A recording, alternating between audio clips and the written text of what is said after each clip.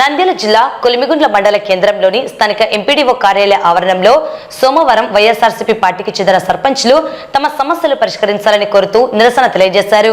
కూటమి ప్రభుత్వం వెంటనే 15వ ఆర్థిక సంఘం నిధులు విడుదల చేసి మండలంలో అభివృద్ధి ఉన్న సర్పంచ్లను ఆదుకోవాలని సర్పంచ్ల సంఘం జిల్లా అధ్యక్షుడు లాయర్ మహేశ్వర్ రెడ్డి రాష్ట్ర ప్రభుత్వాన్ని డిమాండ్ చేశారు.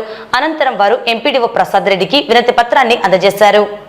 ఈ కార్యక్రమంలో లాయర్ మహేశ్వర్ రెడ్డి, కోటపాడు ఈశ్వర్ రెడ్డి, ఎర్రగుడి కంబగిరి స్వామి, ఈశ్వరయ్య, కొండయ్య, మహేశ్వర్ రెడ్డి, నందిపాడు గూరెడ్డి, సోమశేఖర్ రెడ్డి, నారాయణ రెడ్డి ఇంకా తదితర సర్పంచ్లు సభ్యులు పాల్గొన్నారు. సర్పంచ్లందరూ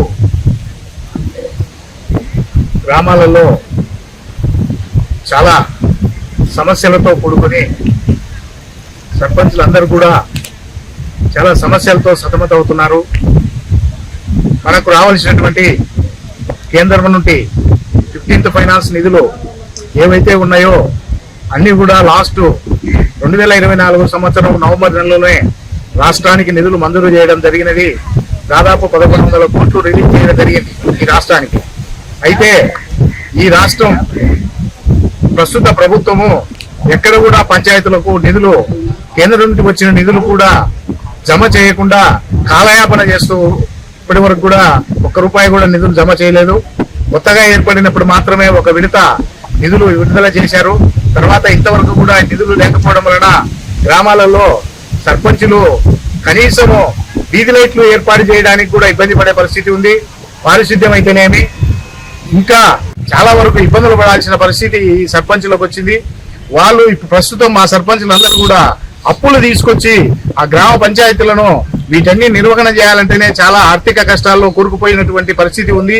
కాబట్టి ఈ రోజు మా డిమాండ్లన్నీ కూడా వెంటనే 15వ ఆర్థిక సంఘం నిధులు వెంటనే విడుదల చేసి పంచాయతీలకు సర్పంచులందరినీ ఆదుకోవాల్సినటువంటి పరిస్థితి ఉంది.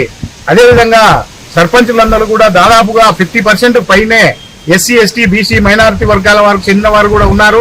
వారంతా కూడా చాలా వరకు ఆర్థికంగా ఇబ్బందులు పడుతూ ఈ గ్రామ పంచాయతీల నిర్వహణను మెయింటైన్ చేస్తూ వస్తున్నారు.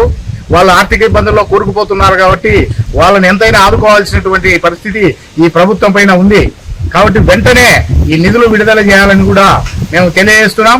అదేవిధంగా రావాల్సినటువంటి మ్యాచింగ్ గ్రాంట్లు కూడా కేంద్రం నుండి వాటిని కూడా మాకు రిలీజ్ చేయించి పంచాయతీలను ఆదుకోవాలని కూడా మేము ఈ సందర్భంగా తెలియజేస్తున్నాం.